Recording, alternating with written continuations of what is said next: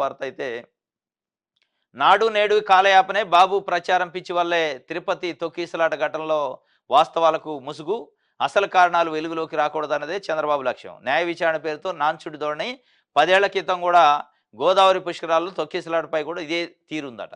తిరుమల చరిత్రలోనే మొట్టమొదటిసారి తొక్కిసలాట జరిగి ఏకంగా 6 మంది మృతి చెందారు. వారం రోజులైన ప్రభుత్వం ఇప్పటిదాకా ఘటనకు కారణాలు తెలుసుకునేందుకు కనీస విచారణ కూడా చేయలే. ఏదో పోయిండా అలా చంద్రబాబు నాయుడు గారు హడావుడి చేసిండు, ఆగ్రహం వ్యక్తం చేసిండు, ఇది అదని ఒక 2 గంటలు షో నడిచింది. దాని తర్వాత పవన్ కళ్యాణ్ గారు పోయిండు. నేను రాష్ట్ర ప్రజలకు 2 చేతులు ఎత్తి క్షమాపణ చెప్తున్నాడు. తెల్లారొచ్చిండు.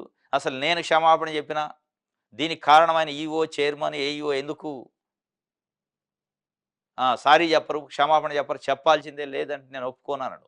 ఇదంతా ఒక డ్రామా నడిపించారు. సరే సారీ చెప్పారా లేదా ఇదంతా ఒక అదొక ఒక రకంగా ఒక 2 డ్రామాలు నడిచింది. చంద్రబాబు నాయుడు గారిదొకటి, పవన్ కళ్యాణ్ గారిదొకటి. వాళ్ళకి నటనా నైపుణ్యాన్ని బట్టి నటించారు. మొత్తానికి జరిగిందే అది అయిపోయింది. కానీ 6 మంది చనిపోయారు. తిరుమల తిరుపతి దేవస్థాన చరిత్రలో మొట్టమొదటిసారి చనిపోవడం. ఏంటి అసలు దానిపైన? ఏం జరిగింది? దానిపైన అసలు ఏం జరిగిందనేది నిజాలు తెలుసుకునే ప్రయత్నం ఈరోజు వరకు చేయట్లే. ఎక్కడో ముంబైలో ఉన్న జత్వాని ఆమె అడగలేదు, ఆమె వచ్చి చెప్పుకోలేదు, ఏది లేదు. స్పెషల్ హెలికాప్టర్లు ఇచ్చి పంపించి ఆమెను పట్టుకొచ్చి ఏం జరిగింది, కుక్కల విద్యాసాగర్ అనేటోడు ఏంది కథ అయింది. అసలు ఆ కుక్కల విద్యాసాగరుడు ఆయనకి ఈ సొసైటీకి సంబంధం ఏంది? సంబంధం లేని విషయాన్ని జత్వాని ఎవరు? కేసులుంటే ఉండొచ్చు. ఎప్పుడో జరిగిపోయిన దాన్ని పిలిపించి హడావుడి చేశారు. దానికోసం రివ్యూ చేసిండు ముఖ్యమంత్రి గారు, దానికోసం సమీక్షలు.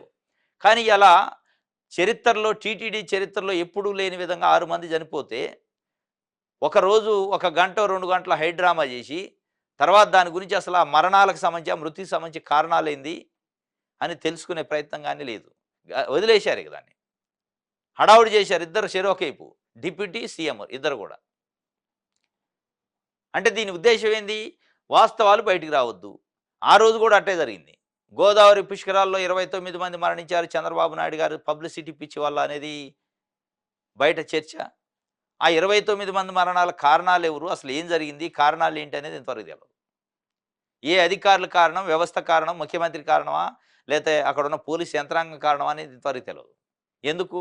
దానికి కారణమైన వ్యక్తులు అధికారంలో ఉంటారు కాబట్టి దాని మీద లేదు. ఇవాళ తిరుమల తిరుపతి కూడా అదే కథ జరిగింది. దాంట్లో తేడా లేదు అనేది సాక్షి పేపర్ చెబుతుంది. వాస్తవం కూడా కనపడుతుంది.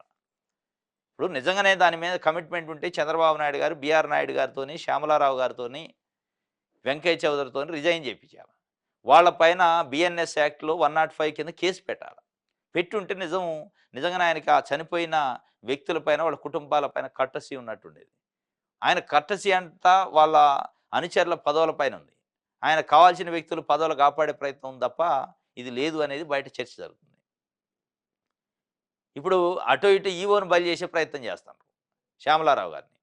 ఈవోతో పాటు మిగతా ఇద్దరు కూడా బలిగా వాస్తవంగా తీసేసి కేసులు పెట్టాలా.